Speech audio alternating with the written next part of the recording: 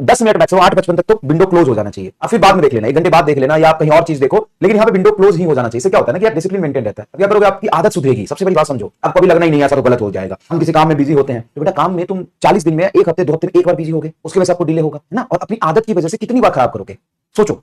This feature should be introduce in online class. Online class में बात समझो कि सारी डिसिप्लिन की जिम्मेदारी तुम्हारी होती है। हम किसी डिसिप्लिन को तुम्हें मेंटेन करने में मदद नहीं करते, हम अपनी डिसिप्लिन मेंटेन करते हैं, लेकिन सारी जिम्मेदारी किसकी रहती है डिसिप्लिन मेंटेन करने की, आपकी। ऑनलाइन कोई भी नहीं पढ़ सकता है। और आप ऑनलाइन पढ़ रहे हो और 0 बैकलॉग के साथ हो, तो ऑलरेडी तुम 70% बच्चों से कहीं आगे डिसिप्लिन और हार्ड वर्किंग हो। 70% बच्चों से कहीं तुम आगे हो, मानो ना मानो। 70-75% बच्चे इस दुनिया में जो नीट की तैयारी कर रहे होंगे इंडिया में, उससे तुम 2 कदम आगे हो। ये बहुत मुश्किल है डिसिप्लिन मेंटेन करना। सारी डिसिप्लिन मेंटेन करने की जिम्मेदारी किसकी रहती है, तुम्हारी रहती है। मैं मानता हूं कि 10 दिन में या 15 दिन में 1-2 दिन जेन्युइन रीजन होता होगा जिसकी वजह से तुम लेट हो गए, लेकिन यार इन नंबर ऑफ ऐसे दिन आते हैं जिसमें तुम अपनी गलती से जानबूझ के रास्ता भटक जाते हो, जानबूझ के तुम लेट आ जाते हो। तो बात समझना कितना अच्छा होगा कि सिर्फ 10 या 12 मिनट का विंडो पीरियड होगा। अगर 12 मिनट में आप अंदर आए तो ऑनलाइन क्लास अटेंड कर सकते हैं, बाद में बोलेगा नहीं you are late. And if you are late, आप 20 मिनट नहीं कर सकते, स्पैमिंग नहीं होगी। स्पैमिंग कंट्रोल करने का इससे अच्छा तरीका क्या हो सकता है, स्पैमिंग नहीं होगी। बच्चा और डिसिप्लिन होगा, टाइम पे पढ़ेगा, इससे तुम्हारी काम चोरी कम होगी। ऐसा तो है नहीं किसी की पढ़ाई रुक रही है। अगर आप लेट हो गए तो कोई बात नहीं, पिछली क्लास का रिवीजन। ऑफलाइन में क्या होता है, ऑफलाइन में क्या होता है, नहीं ऑफलाइन में तो हम चले जाते, तुम चले जाते होगे, तुम्हारे सर वैसे होंगे, हम नहीं थे। हम तो ठुड्डी पकड़ के चौथे फ्लोर से नीचे फेंक देते थे अगर 10 मिनट लेट घुसेगा तो। आदत खराब है ना। एक पहले दिन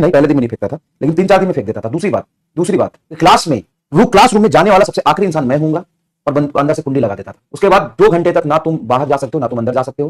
खिड़की से बैठ के पढ़ो, खिड़की खुला होता था, खिड़की से बैठ के पढ़ो। और सच में खिड़की से बैठ के पढ़ते थे। आज भी ध्यान है, अदरवाइज मत लेना। जब मैं क्लास में जाता था ना, तो ये पीछे बोर्ड है, मैं यहाँ पे खड़े होकर पढ़ा रहा हूँ, साइड में जो चेयर लगी ना गेट पर, उसमें बच्चे ऐसे बैठ के ऐसे पढ़ते थे, ऐसे पढ़ते थे।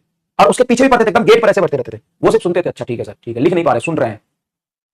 ये तो कोटा का जलवा है, ये मैं नहीं कहूंगा, ये कोटा का जलवा है। कोटा में 20-30% टीचर ऐसे होते हैं जिनका ये रुतबा होता है, भाई ये बच्चे सुनने आते हैं, बस सुना दो। खैर ऑनलाइन में अब खत्म हो गया, यूट्यूब पे इतना कंटेंट है, लेकिन वो समय था, मजाक नहीं कर रहा हूं मैं। और 2-3 बिल्डिंगें होती थी, एक बिल्डिंग से दूसरे बिल्डिंग जब हम पढ़ाने जा रहे हैं ना, तो 4 किलोमीटर का गैप होता था। हम कार से पहुंचते तो उससे पहले बच्चे साइकिल से आ जाते थे। यहाँ आपसे थर्मल पढ़ा है, वहां आपसे इलेक्ट्रोमैग्नेटिज्म पढ़ेंगे, है ना, पूछ लेना।